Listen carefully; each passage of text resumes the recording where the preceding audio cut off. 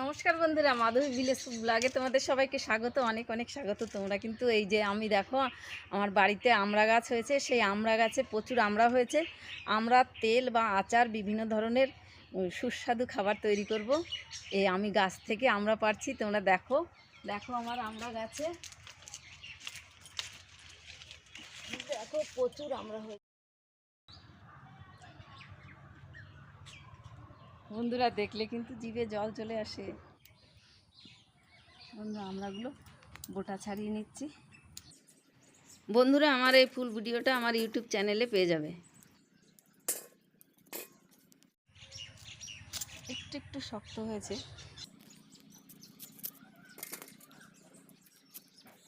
বন্ধুরা দেখো বাইরে প্রচণ্ড গরম, পুরো ঘেমে ভিজে গেছি। এখন মনে হচ্ছে একটু আমড়া খেয়ে নিই, তাই এই লবণ মাখিয়ে একটু আমড়া খাচ্ছি।